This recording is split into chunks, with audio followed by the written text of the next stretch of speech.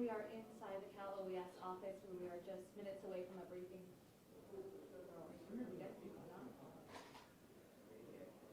Test, test, test, mic test, 1, 2, 3. Is everything good? Very good. Mic check, 1, 2, 3.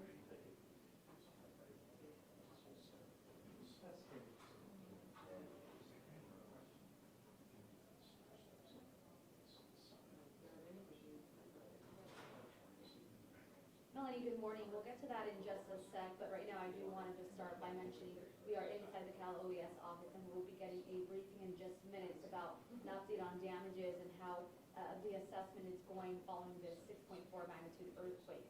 So let's get to injuries quickly. So far we know 2 people have been injured.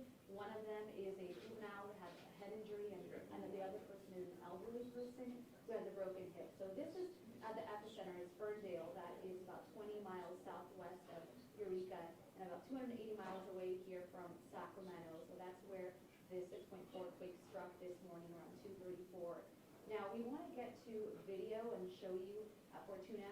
Again, this is small businesses. You can see the damage done to storefronts there, broken glass windows showing the effect of this quake and how it is now damaged. You can see it now in daylight to the businesses in that community. We also want to show you some video that was taken by a woman from inside of her house. You can see just the items on the floor. They're toppling over due to the shaking, and that is just one person's home, so you can only imagine what other people there are experiencing. We also want to talk about the power outages. More than 70,000 people are still without power. We know that PG&E is beginning safety evaluations of both their gas and electrical systems. And obviously this is a process that does take time, so no word yet on when power might be restored for people over in that community. Now, we also want to show you a photo from Caltrans. This shows road closure to State Route 211 at Fernbridge. That bridge is currently closed, and that is obviously, you can see the visible damage there on your screen due to the earthquake as well.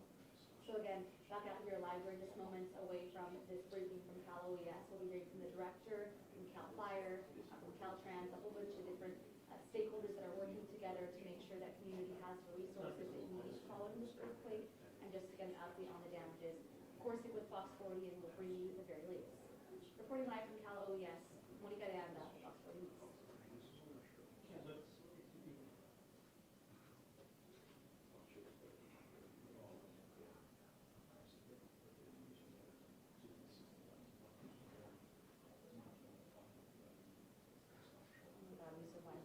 Nothing like performing in a room front of the room full of peers. Yes.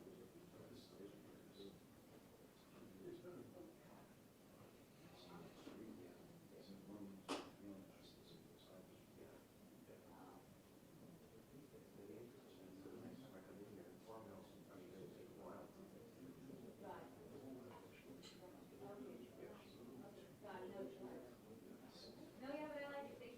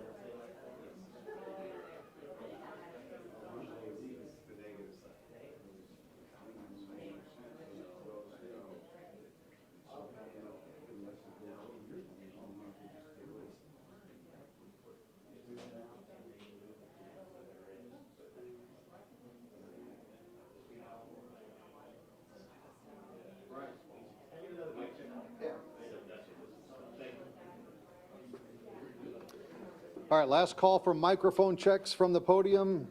Mic check, 1, 2, 3, 4, 5, 6, 7, 8, 9, 10. Microphone check, 1, 2, 3, 4, 5, 6, 7, 8, 9, 10. Microphone check, 1, 2, 3, 4, 5, 6, 7, 8, 9, 10. 1, 2, 3, 4, 5, 6, 7, 8, 9, 10. Can I also ask, since the room is quiet, if you can all check your cell phones and make sure they are either on stun or silent, please? Everybody good with audio?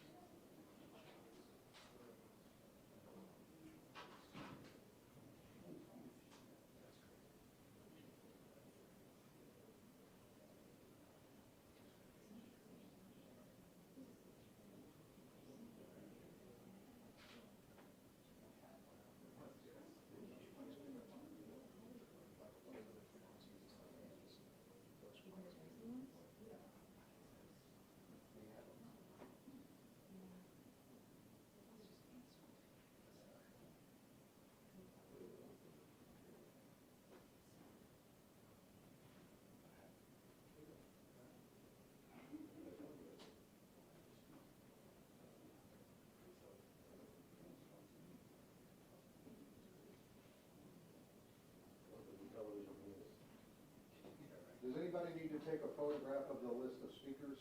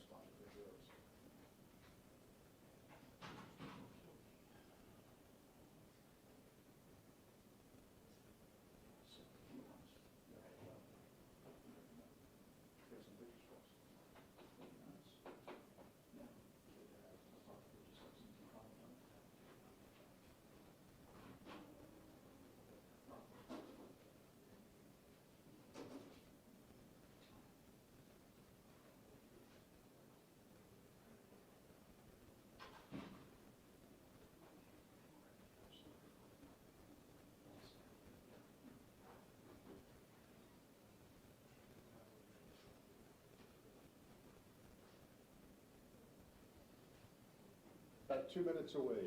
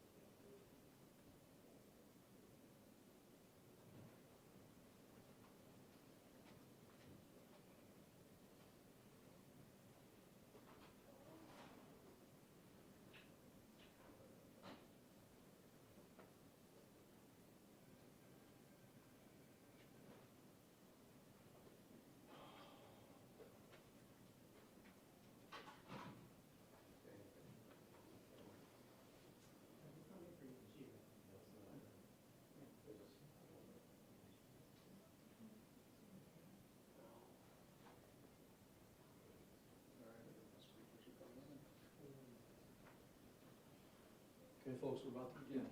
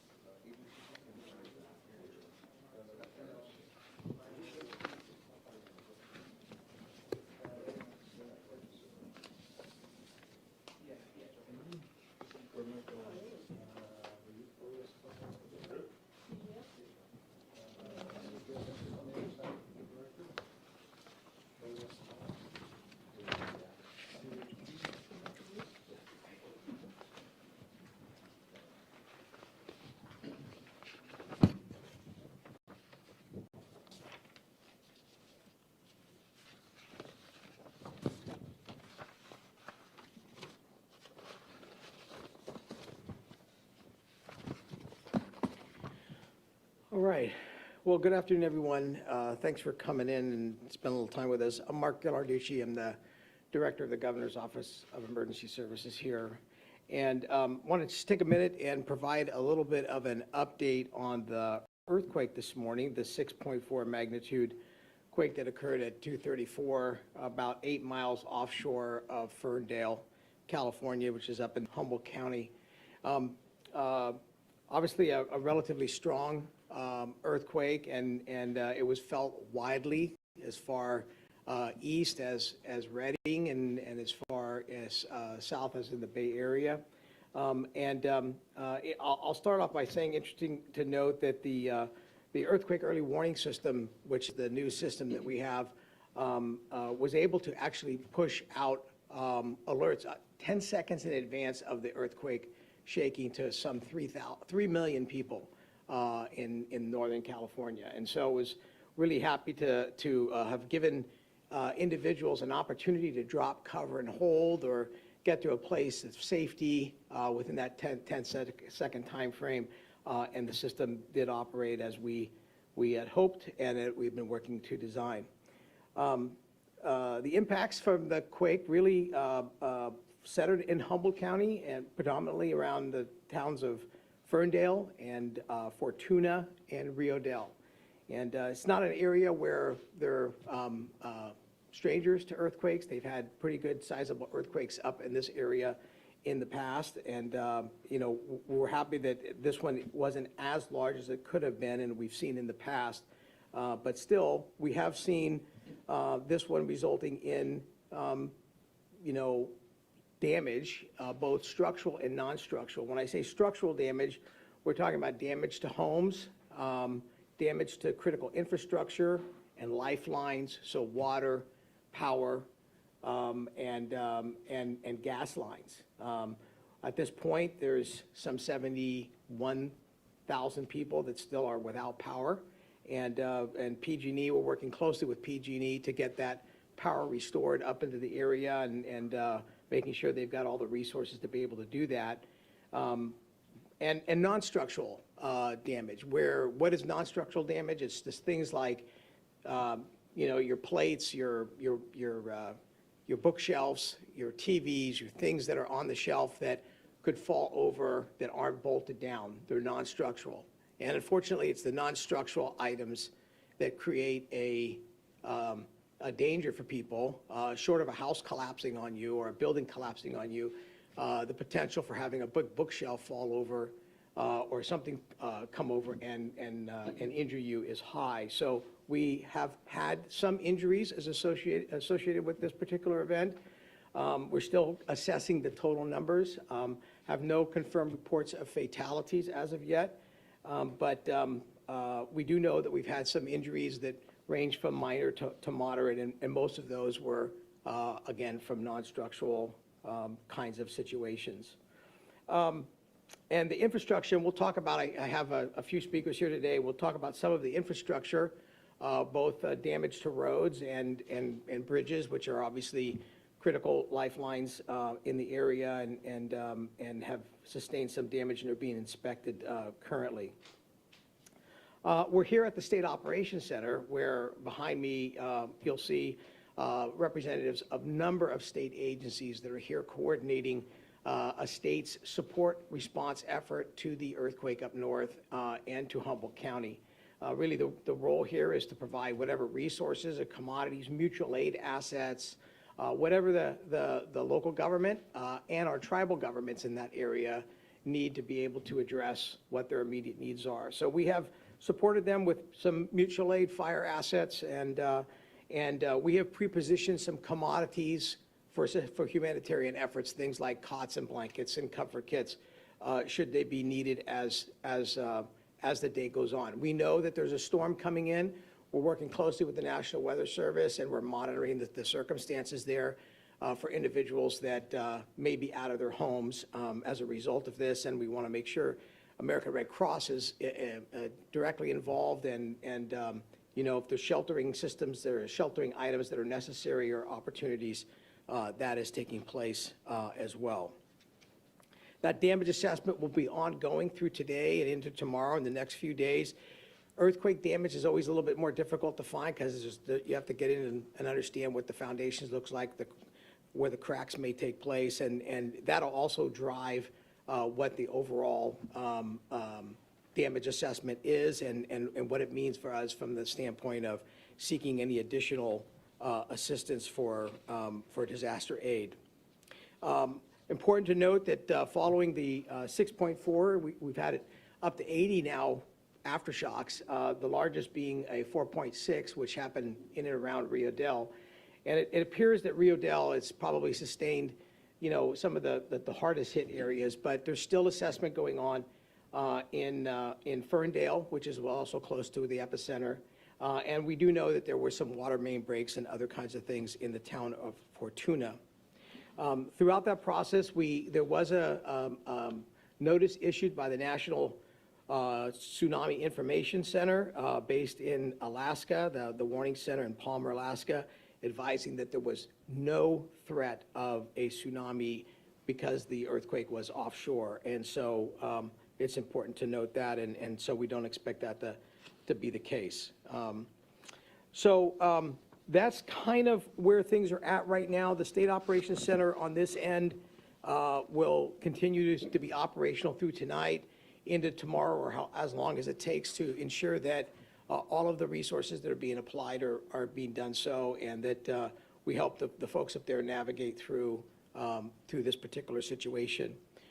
We know that with the aftershocks, individuals will maybe feel a little uncomfortable about being back in your home. Your home is livable if you can get in. You understand, just like anything, if you feel like there's the earthquake happening again, an aftershock, drop, cover, and hold, find a safe spot in your home to get to.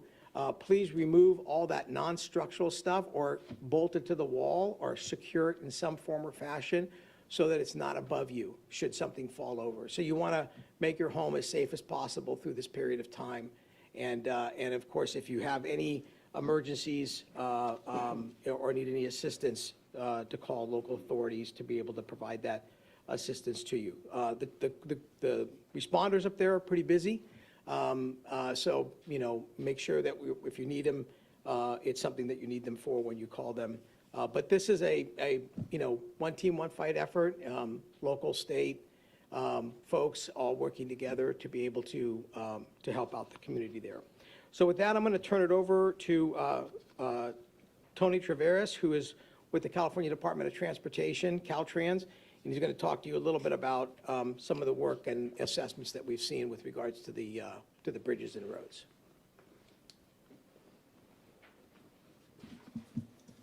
Thank you, Director Georgici. I'm Tony Tavares. I'm the Director for the California Department of Transportation, Caltrans. And I'd like to just mention a little bit about the infrastructure, the state highway system up there in the Humboldt County area. We have dispersed a almost dozen-person strike team to go out, inspect all the bridges, the major structures, and the roadways throughout Humboldt County. We have bridge engineers, we have specialized engineers, and bridge inspectors that are helping us with this work. So far, we've identified one bridge, the Fern Bridge, which is on State Route 211, connects Ferndale to US 101, which has suffered some damage. With that bridge, we have traffic closed at this time on that bridge. We are allowing emergency vehicles to pass across that bridge through traffic control. I also want to mention that I've issued a $6 million emergency director's order to the District 1 director in that area to bring a contractor on board as quickly as possible. We have selected Myers & Sons to be that contractor. They are currently mobilizing their equipment and their resources and personnel to actually be on site by later today and begin the reconstruction work on that bridge. Most likely, just my thoughts going forward, most likely we will shore that bridge and get it ready and open to public traffic, and then commence with the final repairs of the bridge. Also want to mention we are working very closely with regional and local authorities up there on the inspection of their facilities as well. This is a one-team effort, as Director Ghilarducci mentioned, and all of us here, these state agencies, are working very closely with our local partners in the Humboldt County area. One last item I'd like to mention as well is that Caltrans has various facilities in the area. We are making those facilities open to bring in resources to assist with any of the needs of Humboldt County. So we're working very closely with these state agencies to bring in commodities and other items that may be needed for the people of Humboldt County. So with that, that concludes my comments. I'd like to turn it over to Cindy Pridmore of the California Geological Survey.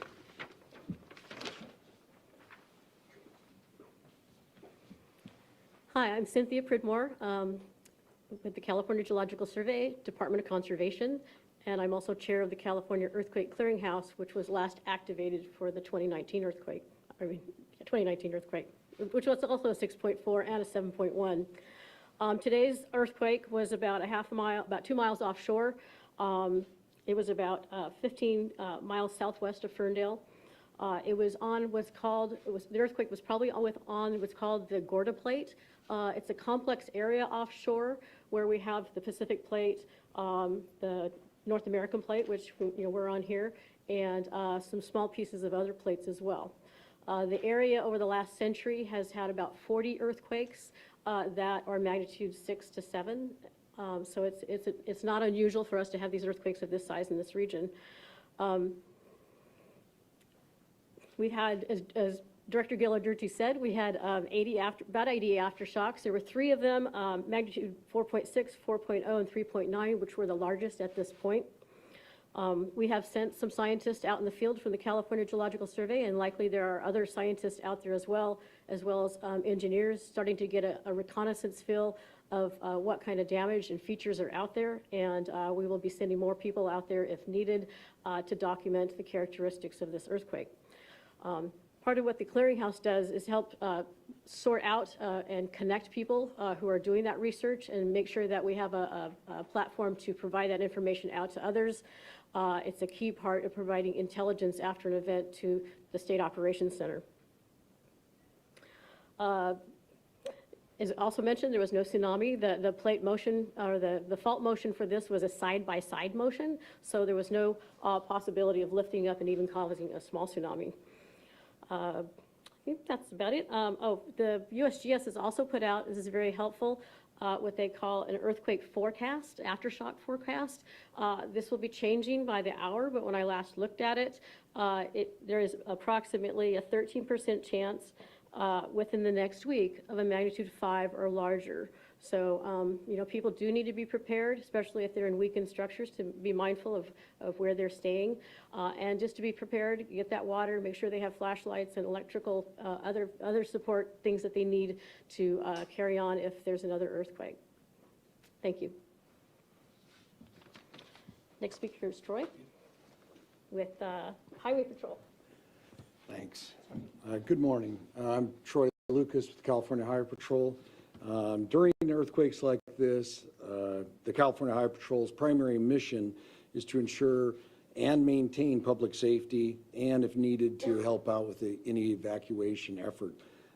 Also to necessitate the safe movement of community members, goods, and emergency supplies. As soon as this incident occurred, like it's been stated, around 2:34 a.m. this morning, CHP officers from the Humboldt area, our Garberville area, as well as Crescent City began conducting damage assessments throughout their respective communities. The majority of the damage of this incident was noted near the Humboldt County. We're currently working right now with law enforcement and public safety partners to include Cal OES, Caltrans, Humboldt County Sheriff Department, Cal Fire to mitigate the emergency as quickly as we can continue to do. The CHP right now, as we currently speak, we only have 12 uniform members fully dedicated to the incident at this point. The CHP's supporting Caltrans right now at a closure at Fern Bridge, which is State Route 211, which is still currently closed, as already previously mentioned. And the CHP will continue to provide dedicated personnel until this incident is mitigated. At this point, I'll turn it back over to you, sir. Thanks, Commissioner. Just a closing, so we've continued to keep Governor Newsom briefed on the response and all of the different aspects and strategies that were taking place. And I think it's really important to reiterate something what the Commissioner said and Cindy said, and that is really this issue of having a plan. We live in earthquake country. This is another example of the fact that earthquakes can occur at any time without notice. And so it's really important that we as Californians have a plan, have a family plan. We have some supplies. In case we lose power like they have done there, or in case we have to, we can't have our refrigerators don't work, or whatever the case, we've got some supplies that we can take care of ourselves or our family for a few days. And of course, we've seen now on numerous occasions that the earthquake early warning system is a very valuable tool. So we really encourage you to download, if you haven't, the MyShake app and get that. It comes as part of the Android phones, but if you don't have an Android phone, download that app. It's free, and it's something that you can have and be able to, have another tool in the toolbox to make your family as safe as possible. So with that, you've heard from the team here. Happy to answer any questions that you may have. Hi, I'm Sophie with the Associated Press. Can you tell me if we have a sense of how many people could be temporarily displaced because of this, displaced from their homes, and how many people could be without water or gas?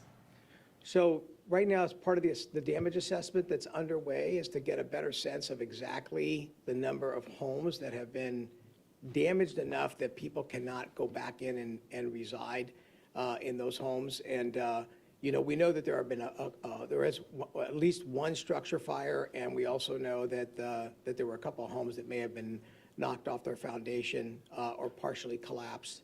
So we're going through this damage assessment to get a sense of that as we speak now. And then with regards to water, part of that damage assessment is to make an assessment of how much of the water delivery system in the towns I mentioned, Ferndale, Fortuna, and Ferndale, have been impacted in a way. Can those water systems be patched?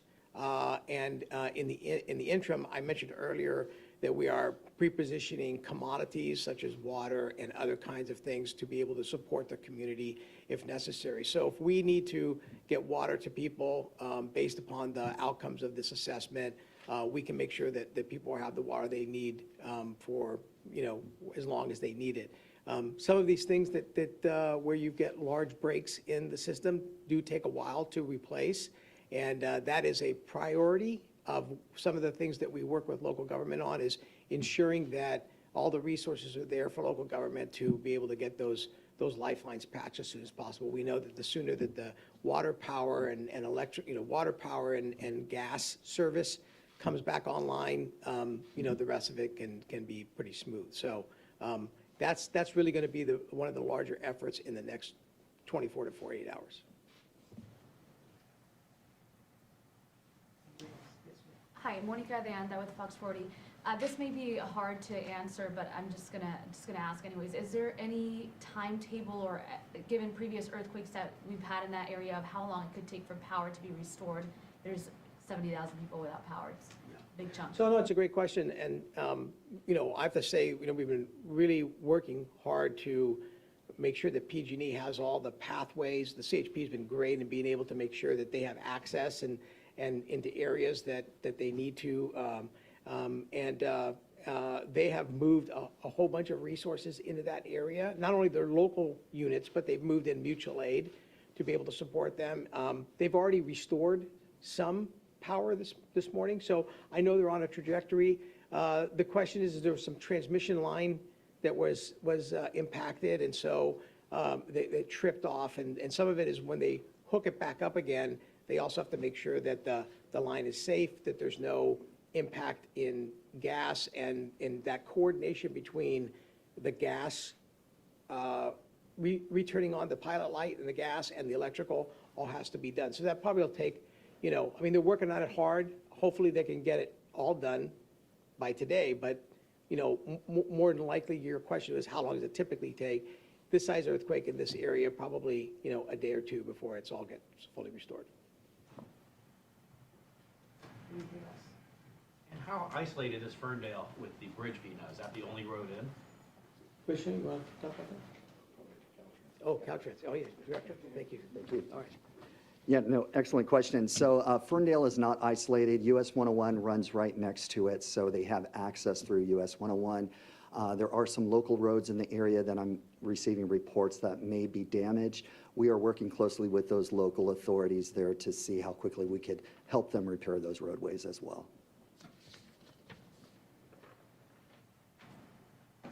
So what happened to the transmission line? What happened there? Well, the reports we had earlier was that one of the transmission lines, the shaking may have caused what they call a trip in the circuits that are on the line. that may have shut the system down. I don't have the specifics, exactly what happened, but it's not uncommon that these circuits get tripped in an earthquake, which is really something that prevents, arcing and it prevents, the power from causing fires and other kinds of things. So they have to go in and make sure that the lines are back operational again and secure, and that they can move the power through in a safe environment. Hi, Mike with the Sacramento Bee. You mentioned some weather changes coming up. It's supposed to be, rainy, cold, potentially foggy. You mentioned how that may impact people who are displaced, but does that present any challenges to the damage assessment or to the response having, winter weather up there? Yeah, it's a great question. Right now, we don't anticipate it slowing us down and doing the damage assessment, but, the weather that's coming in is what I would call, it's winter weather, but it should be manageable for us. There are certain things that we may not use in this case, like, aerial flights or other kinds of things that do damage assessment. It'll be more on the ground and house to house kind of thing, but we don't anticipate that to be a problem at this point. All right, thanks, everyone. All right, thank you all very much.